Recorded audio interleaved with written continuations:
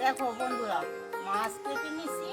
মাছ দিয়ে চিচিঙ্গা আলু দিয়া তরকারি রান্না করবো। অনেকে তো অনেক রকম সবজিতে রান্না করো, আজকে দেখি চিচিঙ্গা রান্না করে কেমন হয়। চিচিঙ্গা আলু তরকারিটা করার জন্য দুটো তেজপাতা আর জিরে শুকনো কলা ভেজে নেব।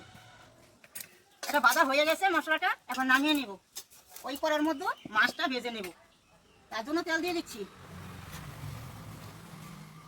দেখো মাছটা হলুদ লবণ মাখিয়ে রেখেছিলাম, ওইটা এখন দিয়ে দেবো কড়াইতে। মাছটা যাতে না বাজে তার জন্য একটু লবণ দিয়ে দিলাম।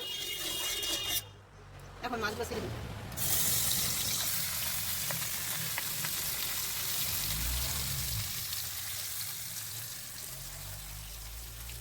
মাছটা ভাজা হতে হতে যে মশলাটা আমি ভেজে রেখেছিলাম এখন এটা শিলনোড়ায় বেটে নেব।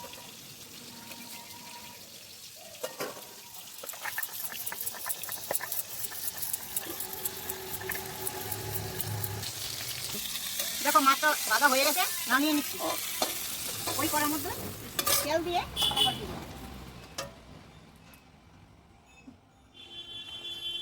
সম্বারে দেবো তেজপাতা, কাঁচা লঙ্কা, কালো জিরে।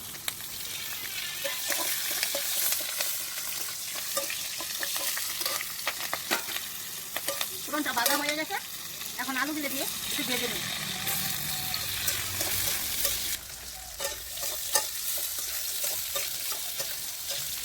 আলুটা একটু ভাজা ভাজা হয়ে গেছে, এখন চিচিঙ্গাটা দিয়ে দেব। দিয়ে নুন দেবো, হলুদ দেবো, দিয়ে ভালো করে কষিয়ে নেব।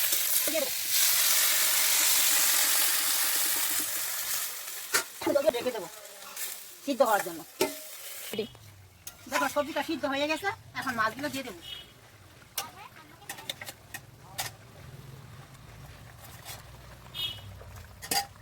মশলাটা করে রেখেছিলাম ওইটাও দিয়ে দেবো। মশলাটা দেওয়া হয়েছে, তরকারিটা ফুটলে নামিয়ে দেবো।